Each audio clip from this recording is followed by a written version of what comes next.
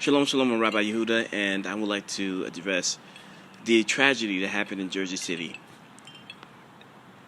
As with any terrorist attack, any community who suffer loss is often unexpected, and it's at the hands of people who are fumed with hatred and mental illnesses, along with an array of other problems that the society has.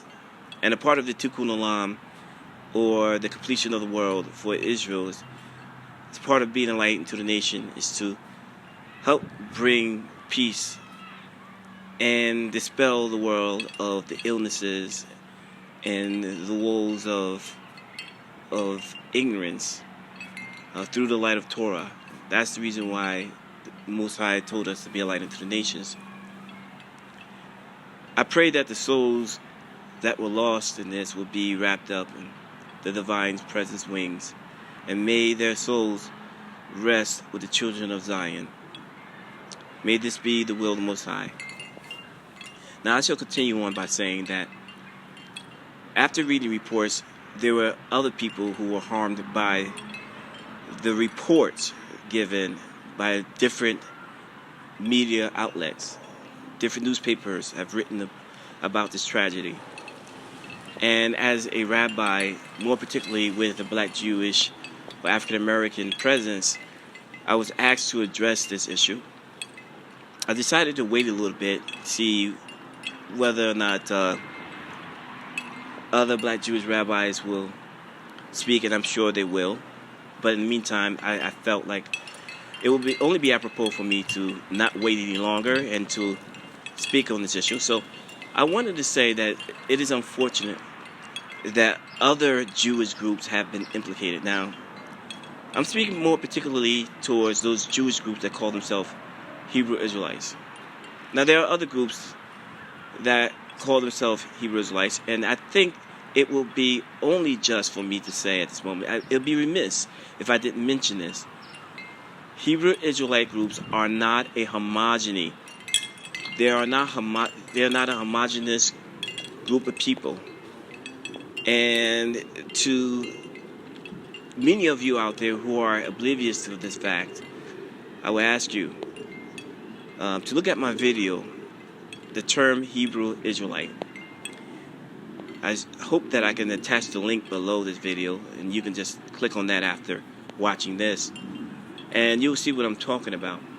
But it's unfortunate that there are groups of people, some that I deem as cults, who have identified themselves as Hebrew Israelites, who speak rhetoric of hatred, divisiveness, and everything that are against the tenets of Torah and the spirit of Hashem, or the Creator, HaKadosh Baruch Hu.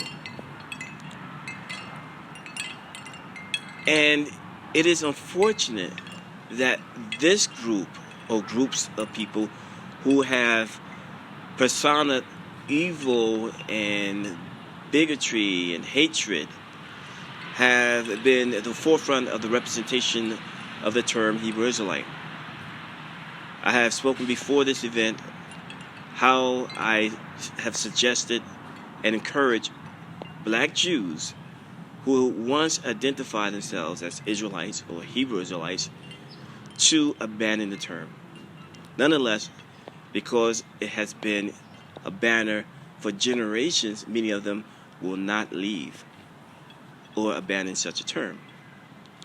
Nonetheless, we're here at this point, and I have to say this. Based on the reportings, based on the readings of all the reports that I've come across, I've discovered that the reporters of these incidents did a disservice to the Hebrew Israelite groups who are Jews, who are the black Jews, by painting with a broad brush the term Hebrew Israelites and exploiting the fact that many people are ignorant of the fact that there are real, legitimate black Jews that follow the tenets of Torah, that identify themselves as Hebrew Israelites, make now an implication toward these groups as well. Furthermore, the report is only hearsay. Let's assume that the report is correct. All of the reports I've heard so far about the perpetrators of this crime were that they were once a part of a Hebrew Israelite group. And it's all hearsay. But let's assume that was the case, that they were once part of a Hebrew Israelite group. What does that have to do with the crime they committed? Why did they feel that this was necessary? It was obvious, at least, that they weren't actively a part of a Hebrew Israelite group. None of them mentioned that this was done in the name of a Hebrew Israelite group. Let's replace this with another term. Let's say they were once a part of a Jewish group. Does that implicate Jews? Once a part of a Christian group, would that implicate Christians? A reporting on all fronts that I've read so far that admits that this individual wasn't a part of a Hebrew Israelite group. Being once a part of a group doesn't mean they are. But be as it may, what the media has pushed out has caused emotional turmoil. It has caused unrest in many communities. And now, legitimate black Jews who identify as Hebrew Israelites are in jeopardy because they're now being stigmatized by this reporting.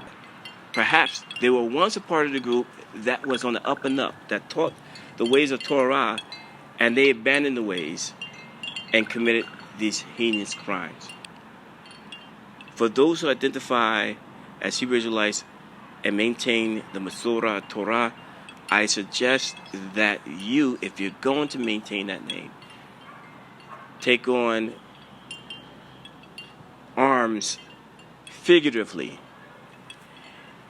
and be vigilant on social media to denounce any doctrines or anybody that may confuse the masses in thinking that you are a part of such rhetoric or doctrines that are against the tenets of Torah. I just wanted to make this clear to all of you. I'm saddened by the whole situation. I'm saddened by even what the press has done. I'm saddened by the turmoil on both fronts within the Jewish community that lost their loved ones and the black Jewish communities who identify as Hebrew Israelites.